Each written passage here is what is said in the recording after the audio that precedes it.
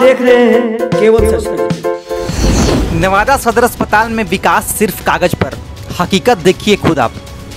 कहने को तो नवादा सदर अस्पताल में विकास चरम पर है, लेकिन हकीकत ये है कि मरीज गर्मी में तड़प रहे हैं। ना पंखा, ना कूलर, ना कोई सुविधा सही ढंग से है।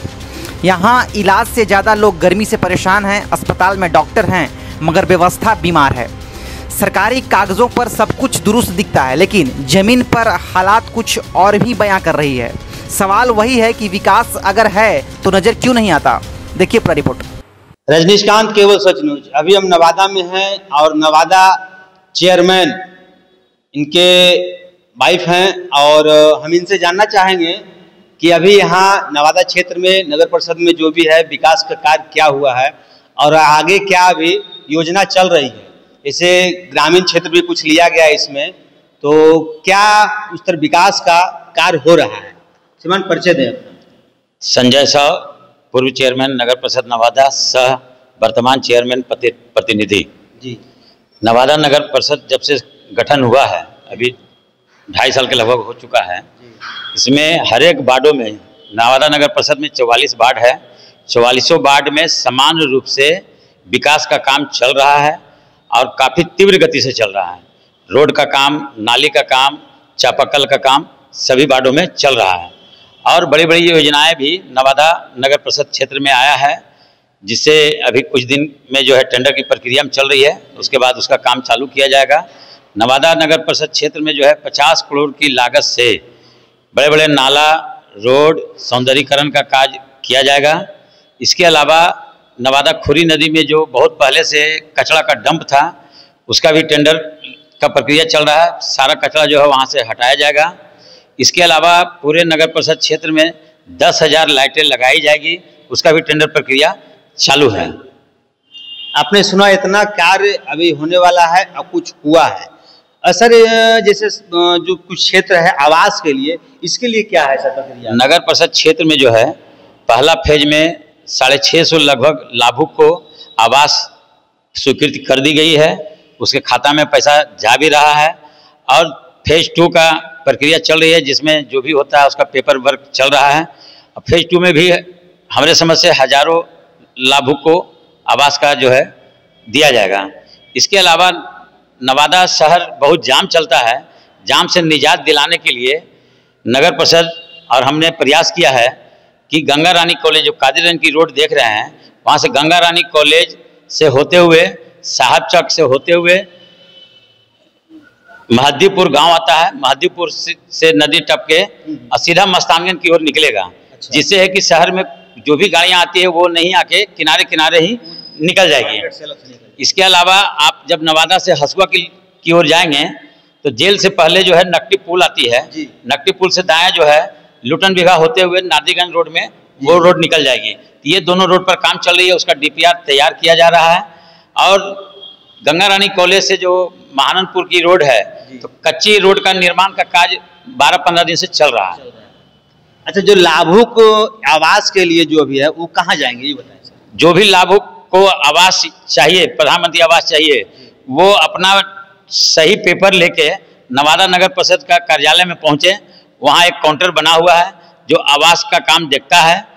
उसके बाद जो है सारा पेपर देख लेने के बाद जिनका सही रहता है उनको आवास आवंटित कर दिया जाता है। एक सर समस्या मार्केट में ये है कि शौचालय महिलाओं के लिए एक तो रतन चौक पे है और शुल्क देने पे वहाँ पे शौचालय के लिए, मतलब ऐसा कोई नहीं है शौचालय की महिलाओं के लिए जो गांव से आती है और उन लोग को 5 रुपये देना कष्ट लगता है कि हम 5 रुपये दें और क्यों जाएं। तो इस टाइप में ऐसा कोई अभी तक नहीं है।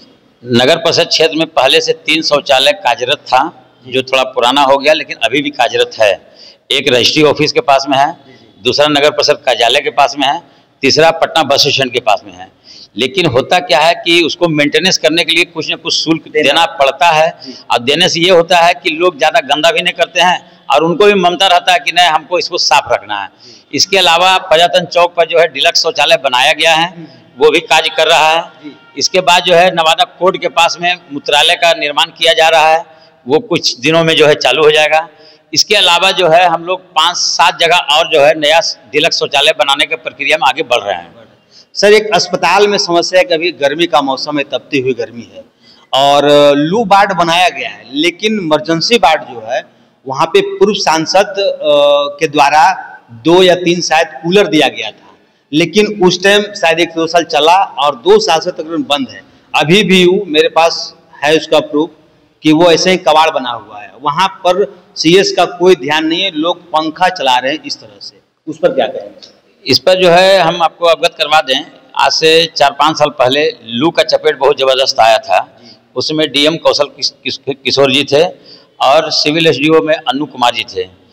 और उस दिन ऐसा हालात बन गया था कि 11 साढ़े 11 बजे रात में एसडीओ साहब हमको फ़ोन किए कि आप लोग जो है समाज सेवी हैं और हॉस्पिटल में ऐसा ऐसा मामला आ गया है, काफ़ी लोगों को जो है लू के चपेट में आ गया है, बहुत से लोग मर रहे हैं, इसका कुछ उपाय के लिए आप लोग मदद कीजिए। तो हम सब प्रथम 11 बजे फ़ोन आया, 11:30 बजे हमने 8 बड़ा कूलर और हम अपना 25-30 स्टाफ को लेके रात भर जो है हॉस्पिटल में कूलर चलवाए, कूलर में पानी भरवाए, बर्फ़ भरवाए, इसके अलावा नींबू चीनी नमक घोल के पूरे पेशेंट को पूरे हॉस्पिटल कैंपस में सबको पिलवाए। पूरा हॉस्पिटल के अंदर जो रोड है सबको धुलवाए कि ताकि टेम्परेचर कुछ मेंटेन करे। इसके अलावा जो है 8 दिन तक लगातार हमने जो है कैंप किया और रात भर कैंप करके सभी लोगों को नींबू चीनी और नमक का घोल पिलाते रहे, तब लोगों की जो है जान बची थी। उसी दरमियान में माननीय सांसद जो वर्तमान में उस समय थे चंदन सिंह जी और उनके बड़े भैया सूरजभान सिंह जी आए थे और उन्होंने भी प्रयास किया और 7-8 कूलर उनके तरफ से भी आया था। लेकिन इधर हाल के दिनों में तो हम नहीं देख पाए हैं कि कूलर का क्या स्थिति है। हम देखेंगे और सीएस से बात करेंगे कि जो समस्या है उसको ठीक कर दिया जाए। समस्या सर ये बहुत बड़ी है, क्योंकि कल हम खुद गए हुए थे, वहाँ पे देखे हैं कि लोग पंखा उग रहे हैं और पंखा वो भी हाथ वाला, ऊपर क्या चलता है वो तो पता है। इस तरह से गर्मी में अभी तक सीएस वो आए हुए, उनको 8-10 दिन जो भी हो गया और कोई ध्यान नहीं है।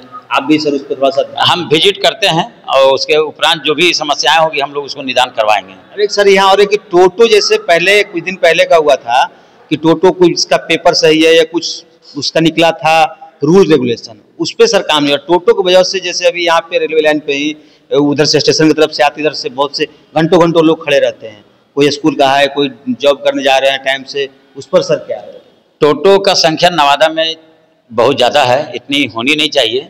और अभी हम लोग ट्रैफिक डीएसपी साहब से हमारी बात चल रही है, हम लोग एक दिन मीटिंग करेंगे और उसका सलूशन के लिए हम लोग मंथन करेंगे कि सलूशन क्या हो सकता है, उसके बाद आगे हम लोग कार्रवाई करेंगे।